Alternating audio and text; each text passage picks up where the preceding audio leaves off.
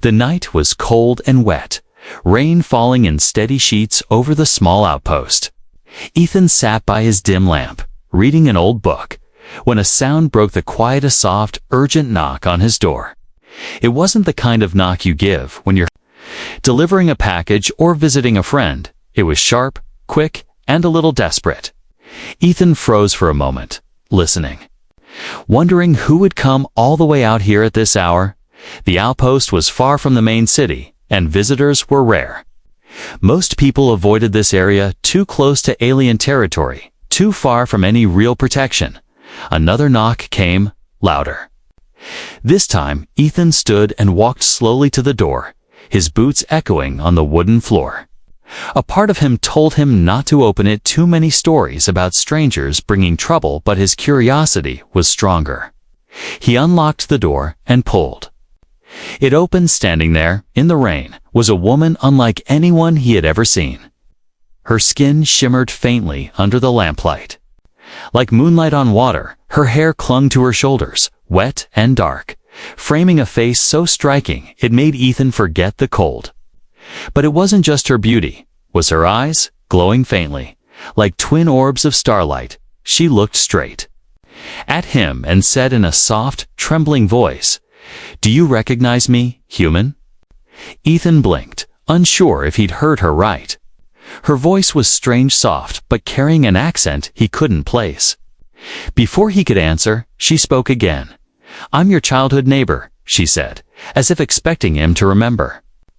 Right away, for a moment, Ethan thought she must be mistaken. He had grown up on Earth. In a small rural town, there were no aliens there. No glowing-eyed women who looked like they stepped out of a dream, but something in her expression made him hesitate. Her gaze was searching, almost pleading, as if his answer mattered more than anything else in the universe. "I think you have the wrong person," Ethan said carefully, but she shook her head, water droplets flying from her hair. "No," she whispered. "I know it's you, Ethan." The way she said his name sent a strange shiver through him. It was the way someone says it when they've known you for years. But how could that be? Ethan glanced past her into the darkness. The rain was heavy, but he thought he saw movement, shadows that didn't belong to the wind. "Are you alone?" he asked. She hesitated, then said, "Not for long. They're following me." Her voice was urgent now, fear clear in her eyes, against his better judgment. Ethan stepped aside and motioned for her to enter. She moved quickly. And for a moment, he noticed her clothing torn in places, strange symbols faintly glowing along the seams. She stood in the center of his small living space, dripping water onto the floor, looking around as if trying to remember something. "This place. It feels almost the same," she murmured. Ethan frowned. "Almost the same as what?" She turned to him, her eyes glistening. "As home?" That word caught him off guard. Home. He didn't know what game she was playing, but her voice didn't sound like a lie. Before he could ask more, another sound came, soft footsteps outside. Too quiet to be human, Ethan's instincts kicked in. He moved to the window and peeked through the curtain. Shapes moved in the rain, tall, thin, and carrying weapons that glinted under the lightning. "They're here," she whispered, her voice barely audible. Ethan turned to her. "Who are they?" "The ones who took me away," she said, her expression tightening. "And they will kill you if they think you're helping me." Ethan's pulse quickened. He didn't understand any of this, but he knew one thing: if those figures outside meant trouble, he couldn't just hand her over downstairs. He said quickly. Motioning to a trapdoor hidden under a rug, she hesitated for only a second before obeying. Slipping down the narrow ladder into the dark storage room below, Ethan closed the trapdoor just as the knocking returned. This time, heavier, sharper. He took a deep breath and opened the door only halfway. 3 figures stood there. Tall and wrapped in dark, wet cloaks, one stepped forward, its face hidden by a mask.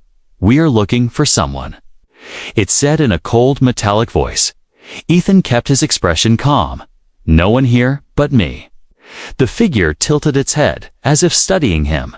Then, without a word, it reached into a pouch and pulled out a small device, pressing it against the doorframe.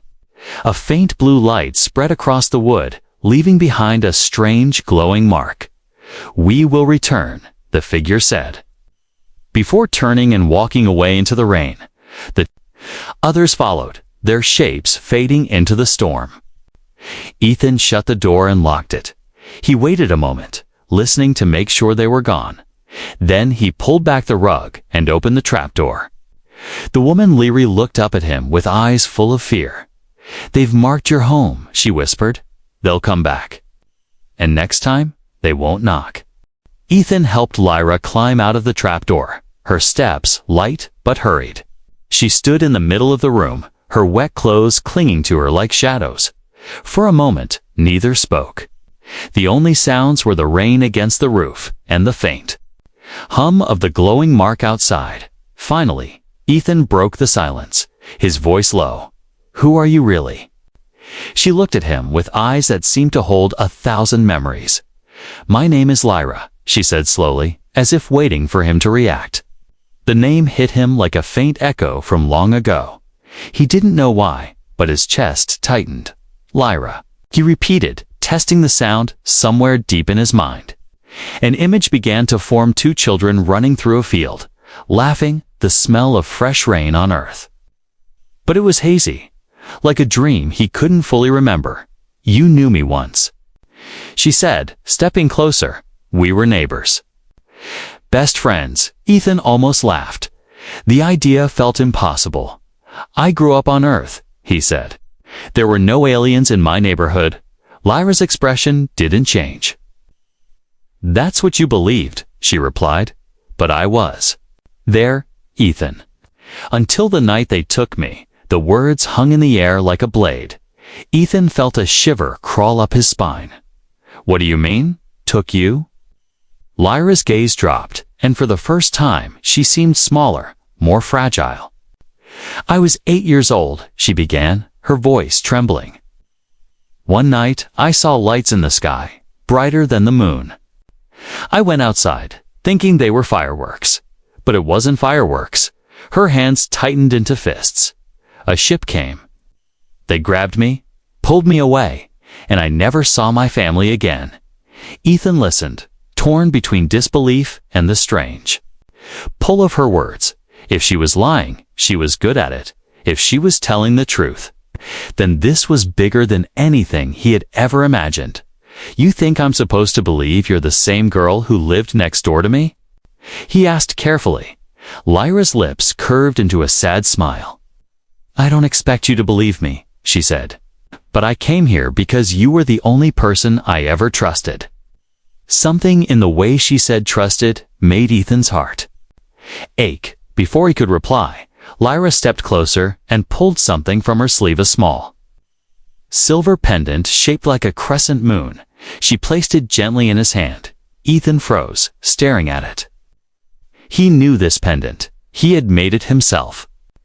As a child, carving it from scrap metal and giving it to the little girl next door because she said the moon made her feel safe. "I kept it," Lyra whispered, her voice breaking. Ethan's mind spun too many pieces of an impossible puzzle clicking into place. If she was lying, then somehow she had the exact object he had given away decades ago. If she was telling the truth, then the girl he had once known was standing right in front of him, changed into something both familiar and alien. Ethan opened his mouth to speak, but a sudden flicker of light outside caught his eye. He moved to the window, parting the curtain, just enough to see. In the distance, the 3 cloaked figures were standing under the rain. Their faces turned toward his house. "They're still here," he said quietly. Lyra's eyes darkened.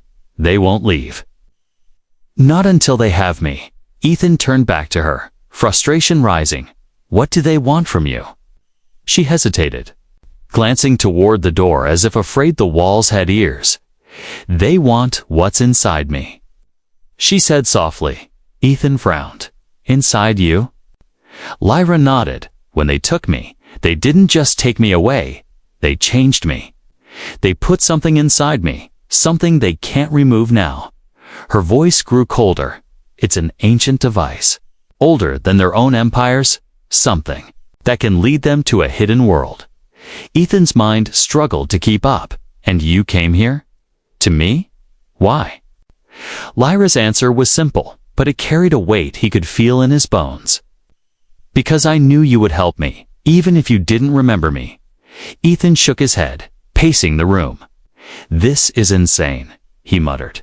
If what you're saying is true, then you've brought them straight to my door. They were coming anyway. She interrupted, her voice firm now.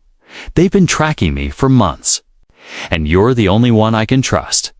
The rain outside grew heavier, drumming against the roof like a warning. Ethan's gut told him he should throw her out, send her away before the trouble reached him. But another part of him, the part that still remembered the sound of laughter in a sunlit field, told him he couldn't. He was already involved, and somehow, deep down, he knew she was telling the truth. A loud thud shook the walls. Ethan's head snapped toward the door. They're here, Lyra whispered, her hand gripping the back of a chair. Ethan reached for the old hunting rifle he kept above the fireplace. The glowing mark outside began to pulse, filling the room with an eerie blue light. Lyra looked at him, her eyes both fierce and afraid. If you open that door, she said, your life will never be the same. Ethan tightened his grip on the rifle. Too late for that, he replied. And as the next knock echoed through the house, he realized there was no turning back. Asterisk, the knock on the door was not like before. This time, it was heavy, deliberate, and full of warning. Ethan and Lyra stood frozen, the dim light of the room flickering from the blue glow outside. The rain had turned into a steady roar, masking all other sounds except for that slow, dreadful pounding. Ethan stepped quietly to the window. Through the thin curtain, he saw them, three tall figures standing in the rain, their cloaks plastered to their frames. One of them held a strange rod that pulsed with faint light. Another's mask reflected the lightning. Cold and expressionless, they were not knocking to ask questions.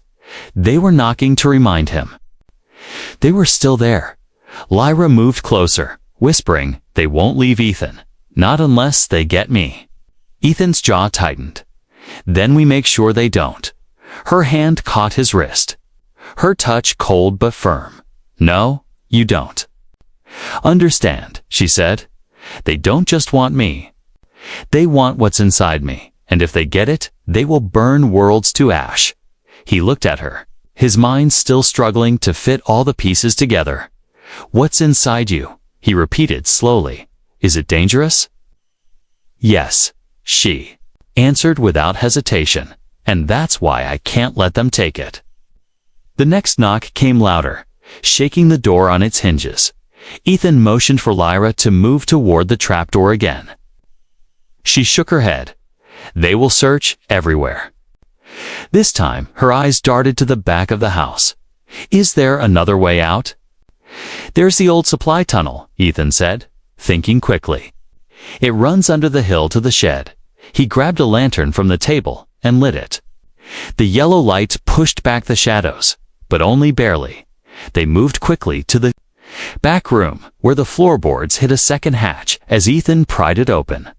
Cold, damp air rushed up from below, carrying the smell of wet stone. Lyra climbed down first, her bare feet making no sound on the narrow steps. Ethan followed, pulling the hatch shut above them. The tunnel was cramped with walls of rough rock and old wooden supports. Water dripped from the ceiling, each drop echoing in the silence. They moved in near darkness, the lantern swaying in Ethan's hand. Behind them, the sound of the front door breaking echoed faintly through the earth. They're inside, Lyra whispered. Ethan quickened his pace, every muscle tense. He had no idea what he was walking into, only that turning back was no longer an option. Halfway through the tunnel, the light from his lantern caught something. A head shape's moving. Ethan froze, holding out his arm to stop Lyra.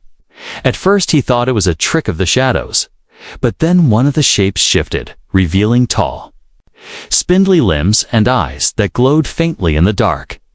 Not the cloaked hunters, something else. Lyra's voice was barely a breath.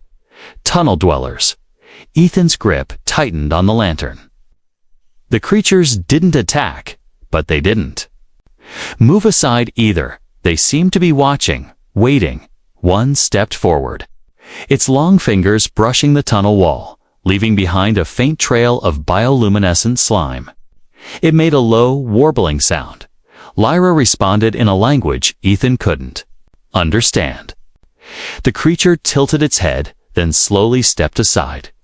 The others followed, vanishing into cracks in the tunnel walls. "They won't harm us," Lyra said quietly. "Not unless we give them a reason to."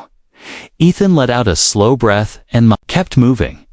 When they finally reached the end of the tunnel, he pushed open the hatch into the shed. The rain outside had softened to a mist. The air heavy and cold, they stepped out into the open, the shed's wooden walls barely shielding them. From the wind, Ethan looked toward his house in the distance. Blue light flickered inside, shadows moving across the windows. "They're searching," he said, "and they'll find the tunnel." Lyra nodded. "That's why we have to keep moving." As they started toward the tree line, a sharp crack rang out, a sound Ethan knew too well. A projectile slammed into the ground inches from his foot, spraying dirt and sparks. He grabbed Lyra's arm and pulled her behind the thick trunk of a tree. From the corner of his eye, he saw the cloaked hunters emerging from the mist, moving fast. One raised the glowing rod again, and a streak of light tore through the air. Where they had just been standing, they're not going to stop, Ethan said through clenched teeth. Lyra's voice was calm but urgent. "Then we need to reach the forest's heart before they do." Ethan gave her a sharp look. "Why there?" "It hides something," she said. "The first key to unlocking what's inside me." They ran, the wet leaves and roots making every step slippery. Branches whipped against their faces, and the mist turned everything into a shifting blur. Behind them, the hunter's footsteps were steady, relentless. Ethan's lungs burned. But he didn't slow. He could feel the weight of the choice he'd made. By letting her in, he had tied his fate to hers. When they finally stopped, it was because Lyra dropped to one knee, clutching her side. A faint glow pulsed beneath her skin, right under her ribs. Ethan knelt beside her. "What's happening?" Her voice was strained. "The device. It's guiding me. We're close." She looked up at him, her eyes burning with urgency. "But if they catch us before we reach it, Ethan, all of this will have been for nothing." Ethan knelt beside Lyra, the dim glow under her skin pulsing like a heartbeat. The forest around them was still, except for the distant footsteps of the hunters. Rainwater dripped from the leaves above, each drop sounding too loud in the tense silence. "Tell me what's happening," Ethan said, his voice low but urgent. Lyra's breathing was uneven. Her fingers pressed against her side as if trying to hold something inside. "It's reacting," she whispered. "The device inside me. It knows we're close to the key." Ethan's brow furrowed. "The key? To what?" "To unlocking the map," she said, her voice tight with pain. "A map that leads to a world full of energy crystals. Enough power to build or destroy entire civilizations." Ethan stared at her. Why would they put something like that inside a child? Lyra's eyes darkened. "Because I was small, harmless, and easy to hide. No one would think to look for me." She glanced toward the misty trees. "But they've found me now. And if they get the key, they'll rule everything." The sound of snapping branches made Ethan look over his shoulder. Shapes moved through the fog, tall, shadowy, and getting closer. "We need to move," he said, helping her to her feet, but Lyra shook her head. "Not yet. You need to know what you're risking."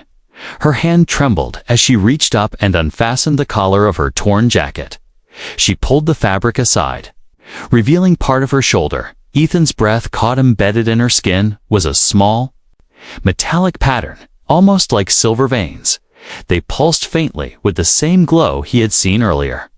"This is the anchor," Lyra said quietly. "It keeps the device stable inside me. If they rip it out, I'll die." Ethan's mind raced. "They're going to try anyway." He muttered. "Yes," she said, "because the device doesn't matter to them if I live or die. Only what it can unlock." Another rustle from the trees made Ethan grip her arm. "We're not talking about this here," he said. "You can explain once we're safe." But Lyra shook her head again, her expression desperate. "No, Ethan, you need to hear it now, because once we take the key, everything will change. And you might not survive it." The air felt heavier. "Say it," Ethan said firmly. Lyra took a deep breath. "The key is alive." Ethan stared at her, unsure if he heard correctly. "What do you mean, alive?" "It's not an object," Lyra explained. "It's a creature. Small, ancient, and bound to the device inside me. Once it bonds with me, it will complete the map. It will also send a signal to every faction in the galaxy that the map is active." Ethan cursed under his breath. "So the moment you get it, they'll all come for you." Lyra nodded. "Yes, and that's why I came to you. Because you're the only one I trust to stand with me when that happens." Before Ethan could reply, a sharp flash lit up the trees, followed by the hum of the hunter's weapons. "They're here," Ethan said. Grabbing her hand, they ran, weaving through the thick forest as beams of light cut through the mist. The glow from Lyra's skin grew brighter, guiding them deeper into the woods. Finally, they stumbled into a small clearing. At its center was a large stone, half buried and covered in moss. Strange markings covered its surface: spirals, stars, and shapes that seemed to shift when Ethan looked at them too long. "This is it," Lyra breathed, stepping forward. The glow from her skin matched the markings on the stone, as if they were speaking to each other. "Whatever you're going to do," Ethan said, "do it fast."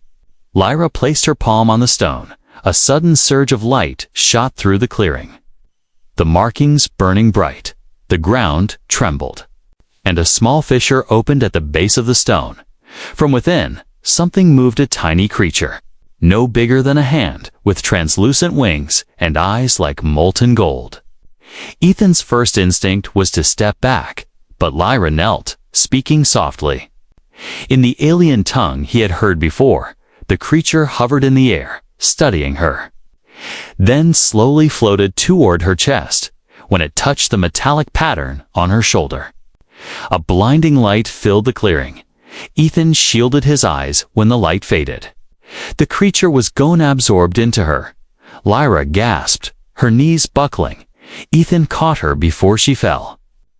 The glow under her skin had changed, was now brighter, sharper, and lines of light spread across her arms and neck. "It's done," she whispered. "The map is complete." But their moment was short-lived. A deep voice rang out from the trees. "Step away from her, human." Ethan turned to see the hunters emerging from the mist, weapons aimed. The leader's mask reflected the glow from Lyra's skin. "Thank you for doing our work for us," the hunter said coldly. "Now, hand her over." Ethan's grip on his rifle tightened. He looked down at Lyra, who met his eyes with a silent plea, and in that moment, Ethan knew there was no way he was letting them take her. Ethan didn't move, his body tense, the rifle heavy in his hands. The hunters stood in a half-circle, their weapons aimed at Lyra, their cloaks dripping from the mist. The leader took a slow step forward, his masked face tilting as if studying. "Ethan, you have no idea what you're protecting, human." The voice came, cold and metallic. Ethan's grip tightened. "I know enough," he said. "I know you'll kill her if you take her." A low hum filled the air as the hunter's weapons charged. Lyra's fingers brushed Ethan's arm, her voice urgent. "We have to move now." The first shot came without warning, a searing beam of blue light tearing into the ground where Ethan had been standing a second earlier. Ethan fired back, the crack of his rifle echoing through the trees. The shot hit one hunter's shoulder, sending him stumbling. "Run!" Ethan shouted, grabbing Lyra's hand. They sprinted toward the deeper forest, their feet splashing through puddles. Branches whipped at their faces, and the wet leaves underfoot made every step dangerous. Behind them, the hunters moved fast, too.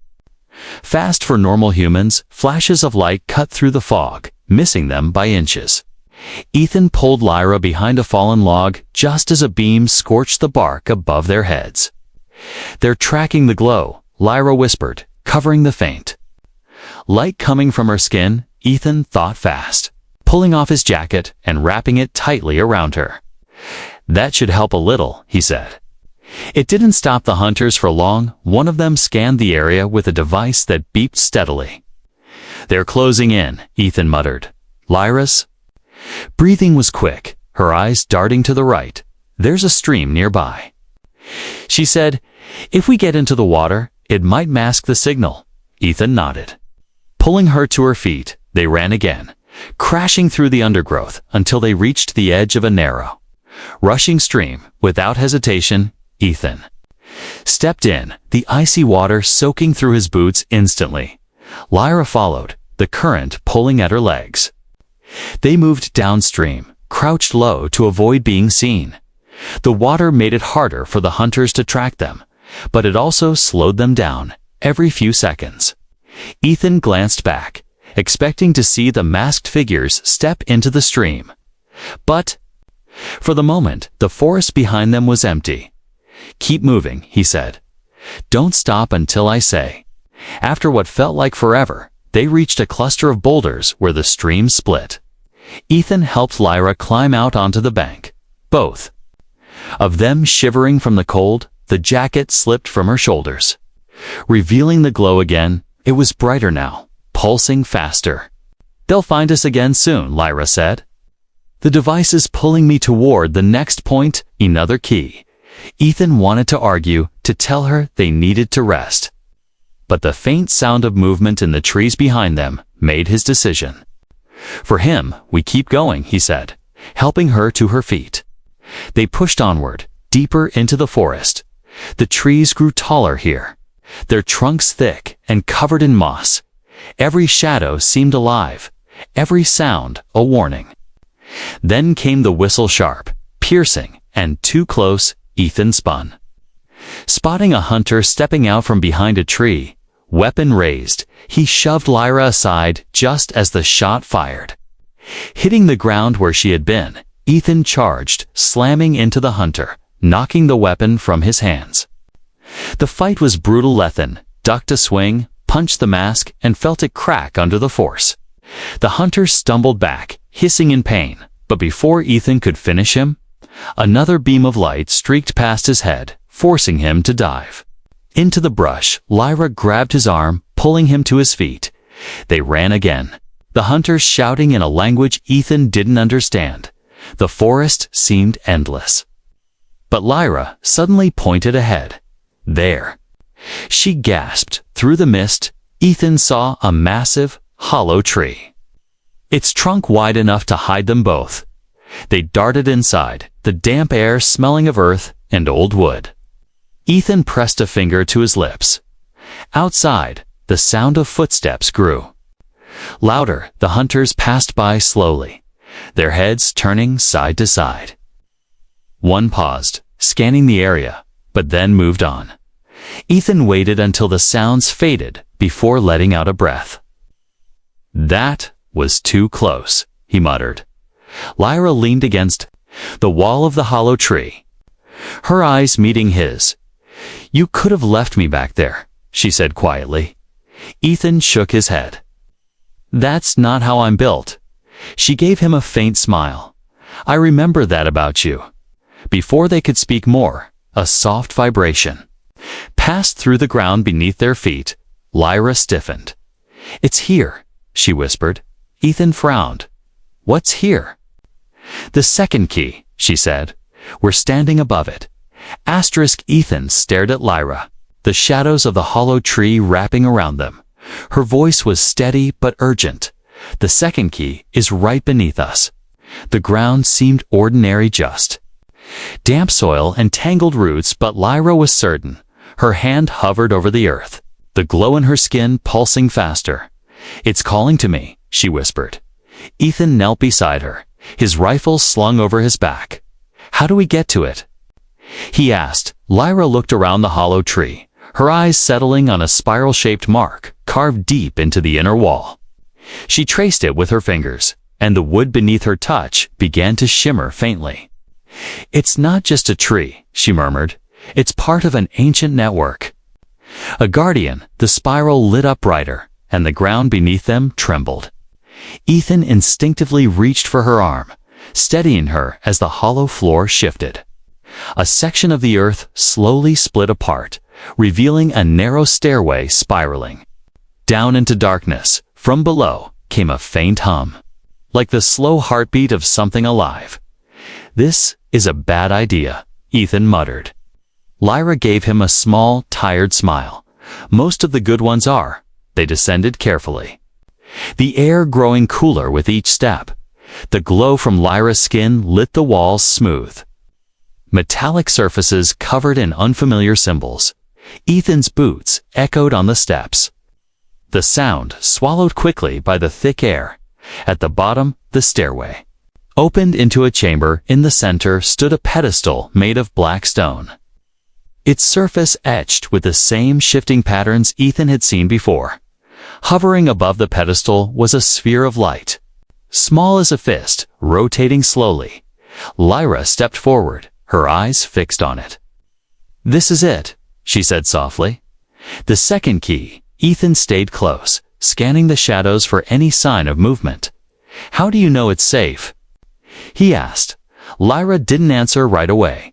Instead, she reached out her hand, the glow from her skin merging with the light of the sphere. The moment her fingers touched it, the chamber exploded with color. Lines of light shot out from the pedestal, racing across the walls and ceiling. The shifting patterns aligned, forming a massive holographic map that filled the air around them. Stars, planets, and strange constellations swirled in a dance of light. At the center of it all was a single golden point, pulsing like a living heart. Ethan's mouth went dry. That's the planet." Lyra nodded, awe in her voice. "The hidden world. The one they're all searching for." The hum in the air grew louder, deep enough to vibrate in Ethan's bones. Lyra's expression changed, her awe giving way to concern. "They'll know now," she said. "Who will?" Ethan asked, even though he already feared the answer. "Everyone," she whispered. "The moment the map awakens, it sends a signal across the galaxy. And now, they all know exactly where we are." Before Ethan could reply, a deep rumble shook the chamber. From above, the sound of cracking wood and muffled shouts echoed down the stairway.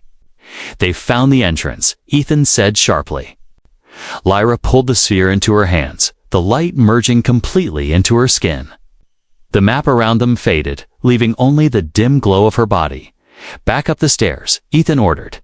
They ran, their footsteps pounding on the spiral steps. Halfway up, shadows moved above tall, thin shapes blocking the exit. The hunters had arrived, their weapons humming with deadly energy. Ethan fired the rifle without hesitation, the shot echoing in the confined space. One hunter staggered back, giving them just enough of an opening to push through. They burst out of the hollow tree into the misty forest. The hunters shouted behind them, their voices cold and metallic. Bolts of light cut through the fog, sizzling against tree trunks. Ethan and Lyra ran, the forest floor slick beneath their boots. Lyra clutched her side, the glow under her skin brighter than ever. "Can you turn it off?"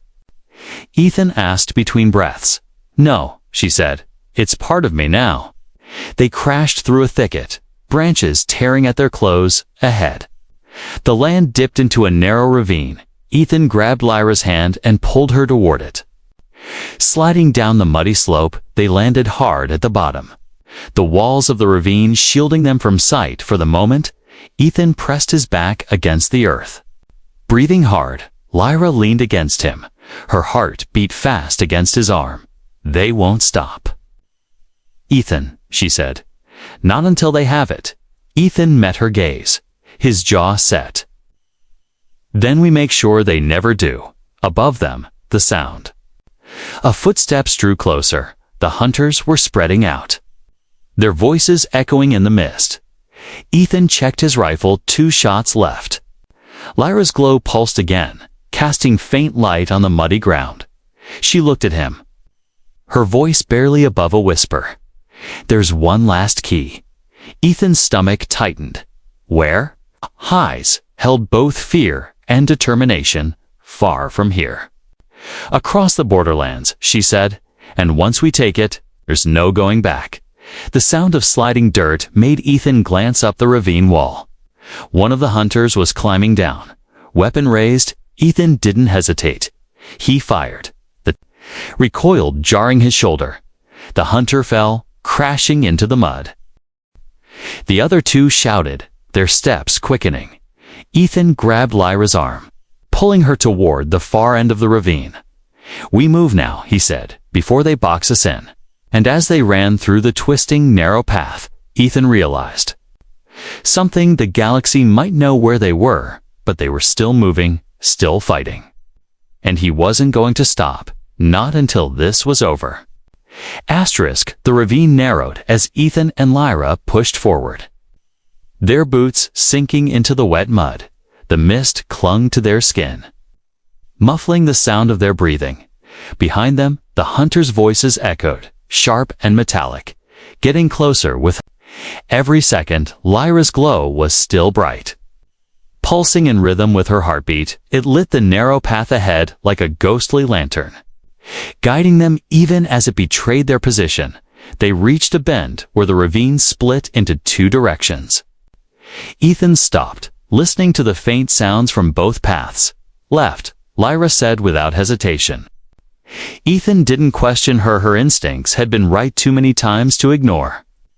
They took the left path, the ground rising steeply until they were climbing rather than walking. The slope ended at a ledge overlooking a vast stretch of dark forest. In the distance, Ethan could see faint lights, flickers of blue and gold weaving through the trees. Lyra's voice was low, almost reverent. "That's the borderlands." The path to the last key. Ethan studied the distant lights, realizing they were moving search parties from more than one faction. "They already know," he muttered. Lyra nodded. The signal from the map. It reached all of them. A sudden snap of a branch behind them made Ethan spin. The leader of the hunters stepped out of the mist, his weapon aimed squarely at Lyra. "You've run far enough." The voice was calm, almost amused. Ethan stepped in front of her, his rifle raised. "She's not going with you," he said. The leader tilted his head. "Do you think you can protect her from all of us, human?" Ethan's answer was a single gunshot. The leader moved fast, the beam from his weapon firing at the same moment. Ethan's shot grazed the hunter's mask, cracking it open to reveal pale, scarred skin beneath. The hunter's beam struck the ground beside Ethan, sending dirt and shards of rock into the air. The sound of more footsteps came from the mist reinforcements. "We need to go, now," Lyra urged. Ethan grabbed her hand, and they scrambled down the ledge into the forest. The undergrowth was thick, branches clawing at their clothes. The lights from the borderlands grew brighter ahead. Ethan could hear the hunters shouting, "There!" Voices closer than he liked. "They're hurting us," he realized. "They want to trap us before we reach the border." Lyra's grip on his hand tightened. "I can't let them take the last key, Ethan," she said, her voice fierce despite her exhaustion. "If they do, the map will be complete in their hands, and every free world will fall." Ethan glanced at her. "Then we make sure they never get it." They broke through the last of the dense brush. and found themselves standing at the edge of an ancient stone bridge. It stretched over a deep chasm, the wind howling through the darkness below. On the far side stood a single towering arch covered in glowing symbols. Lyra's glow matched them perfectly. "That's it," she whispered. "The gate to the last key." But as they stepped onto the bridge, shadows emerged from both ends. The hunters had beaten them here. The leader stood at the center, his weapon aimed, his voice cutting through the wind. "You've brought it right to us," he said. "And now, it's over." Ethan's mind raced. There was no way they could fight them all. Then his eyes caught something, a crack in the bridge's stone near the center. If he could weaken it, they could collapse it. Buying enough time to escape, he leaned toward Lyra, whispering, "When I move, run for the gate." Her eyes widened. "What about you?" "I'll be right behind you," he said, though they both knew it was a lie. Ethan stepped forward slowly, raising his rifle as if ready to negotiate. The hunters watched him carefully. Then, without warning, he fired not at them, but at the cracked stone beneath their feet. The bridge shuddered, chunks of rock breaking away and falling into the abyss. Lyra ran, her glow streaking across the stone like a comet. Ethan fired again, the crack widening until the center of the bridge gave way. The hunters on the far side shouted as the stone collapsed, the gap too wide to cross. Ethan turned and sprinted after Lyra, the wind whipping against his face. They reached the arch just as the remaining section of the bridge crumbled behind them. The gate's symbols flared to life, reacting to Lyra's presence. Light poured from the arch, forming a shimmering veil. Lyra turned to Ethan, her voice breaking. "Once we step through, there's no going back." Ethan smiled faintly. Didn't plan on going back anyway. They stepped into the light together for a moment. There was nothing but warmth and silence. Then they were standing in a place unlike anything Ethan had ever seen, vast fields of silver grass under a sky filled with swirling galaxies. At the center of the field was a small crystalline structure. Lyra walked toward it, her glow intensifying until the entire field seemed to breathe with light. She turned to Ethan, her eyes soft.